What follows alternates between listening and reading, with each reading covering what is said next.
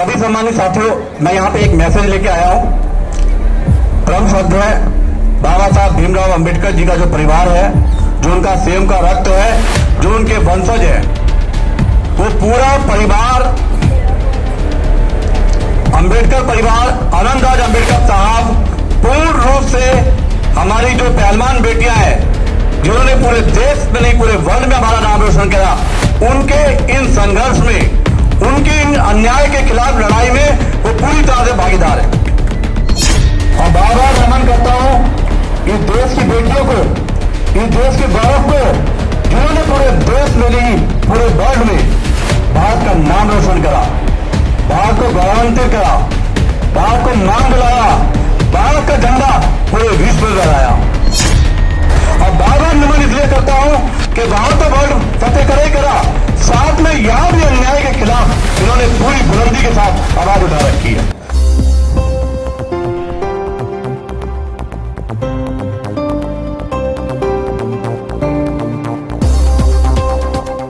सम्मानित साथियों को क्रांतिकारी जय भीम। ज्ञान सूर्य, करोड़ों के मुक्तिदाता, संविधान के शिल्पकार, आधुनिक भारत के निर्माता, महामानव बाबा साहब को नमन करता हूं।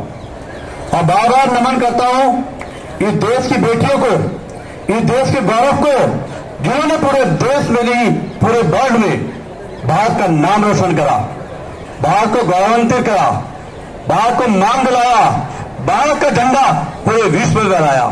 और बार बार नमन इसलिए करता हूं कि वहां तो वर्ल्ड फतेह करे करा, साथ में यहां भी अन्याय के खिलाफ इन्होंने पूरी बुलंदी के साथ आवाज उठा रखी है। पहलवान खून है ना, तो इसलिए सरकार या प्रशासन से लड़ता नहीं है। सभी सम्मानित साथियों, मैं यहां पे एक मैसेज लेके आया हूं। परम श्रद्धेय बाबा साहब भीमराव अंबेडकर जी का जो परिवार है, जो उनका सेम का रक्त है, जो उनके वंशज है, वो पूरा परिवार अंबेडकर परिवार, आनंदराज अंबेडकर साहब पूर्ण रूप से हमारी जो पहलवान बेटियां हैं, जिन्होंने पूरे देश में नहीं पूरे वर्ल्ड में हमारा नाम रोशन किया, उनके इन संघर्ष में, उनके इन अन्याय के खिलाफ लड़ाई में वो पूरी तरह से भागीदार है। सम्मानित साथियों, हमारी जो सरकार है, बीजेपी की सरकार है, उसने एक बहुत बढ़िया नारा दिया था, बेटी पढ़ाओ बेटी बचाओ। अब बहुत दुर्भाग्यपूर्ण वाली बात यह है कि सरकार की नाक के नीचे हमारी बेटियां, वो बेटियां जिन्होंने इस देश का नाम रोशन करा, जिसने झंडे की आन को रखा, वो महीनों से घर बाहर छोड़ के अन्याय के खिलाफ यहां सड़क पे पड़ी है और सरकार के कानों में जो नहीं रह गई है।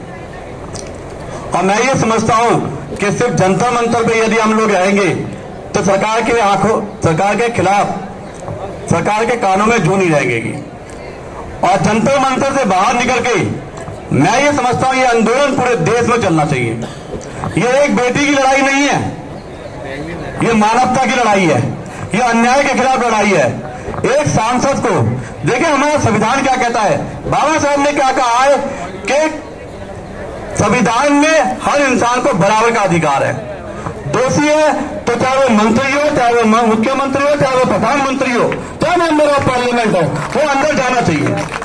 जब एक हमारी बेटी बहन कोई पुलिस कर्मी उसमें जाती है, कंप्लेंट करती है कि भाई इन्होंने ऐसा हमारे संग बदतमीजी करी है, तो सुबह उसी समय एक्शन होता है और उसकी गिरफ्तारी होती है। भाई ब्रजभूषण की गिरफ्तारी कब होगी? सरकार क्यों इसे बचाने में लगी पड़ी है?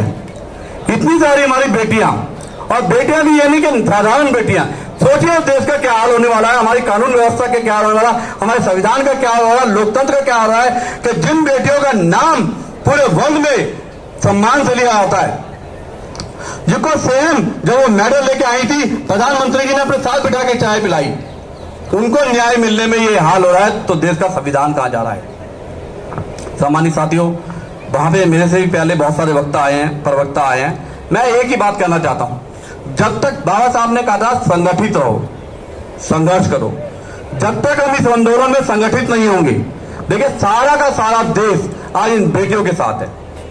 कमाल की बात यह कि इन्होंने पूरा जीवन संघर्ष किया, फिर जाके कहीं पूरे वर्ल्ड पे फतेह करी। हरियाणा में फतेह नहीं करी, हिंदुस्तान में नहीं फतेह, पूरे वर्ल्ड में फतेह करी। और साक्षी मलिक तो पहली ऐसी महिला है जिन्होंने कुश्ती में गोल्ड मेडल जीता है ओलंपिक में। बड़े सम्मान की बात है। और जब हमारी ऐसी बेटी को यहाँ रहना है तो देख कर सोचिए कि आगे अन्याय क्या, कितना बुरा हाल होगा, या न्याय के लिए हमें क्या क्या नहीं करना पड़ेगा। तो मैं फिर पुनः इसी बात को दोहराता हूं, पूरा अंबेडकर परिवार, पूरी रिपब्लिकन सेना पूरी ताकत लगाएगी। हम तन मन धन से आपके साथ हैं। और ये जो आंदोलन है सिर्फ जंतर मंतर तक सीमित नहीं रहेगा, ये पूरे देश की हर गली में होगा, ये मेरा वादा है। मैं राकेश प्रजापति, माननीय आनंदराज अंबेडकर साहब जो बाबा साहब के सगे पोते हैं, उनके बिहाफ पर, उनके आदेश पर यह फैसला यहाँ निवेदन करने आया हूं, कहने आया हूं कि पूरे देश में आंदोलन होगा। और ये मत सोचे, शासन और प्रशासन ये ना सोचे कि ये लोकतंत्र है, ये राजतंत्र नहीं है। ये देश संविधान से चलता है, ये देश हमारे वोट से चलता है, ये किसी राजा के उससे नहीं चलता है। तो ये सत्ता में जो बैठे हुए हैं ये बात भूल जाएं कि वो अन्याय करके सकुशल बैठे रहेंगे। आज कर्नाटक का रिजल्ट आया है, वहां भी रिपब्लिकन सेना ने, आनंदराज अंबेडकर साहब ने पूरी ताकत लगाई है, कर्नाटक में जो है कांग्रेस को समर्थन दिया है। और हम हर जगह समर्थन देंगे जहां से ये तानाशाह सरकार को हम हिला सकें। मैं पुनः ये कहना चाहता हूं, बेटियां आप यहां अकेले नहीं हो, ये हमारे घर की लड़ाई है और ये पूरे देश में लड़ी जाएगी, देश की हर गली में लड़ी जाएगी और जिले में लड़ी जाएगी। मैं आपसे वादा करके जाता हूं कि तानाशाही सरकार को झुकना पड़ेगा। ब्रिजभूषण को जब तक गिरफ्तार नहीं किया जाएगा तो हम लोग आपके साथ बैठे हुए हैं। और यही नहीं, पूरे देश में इसका यह आग न रहे। धन्यवाद। पूरे देश में इस लड़ाई को फैलाया जाएगा। धन्यवाद। जय भीम, जय भारत, जय आनंदराज अंबेडकर।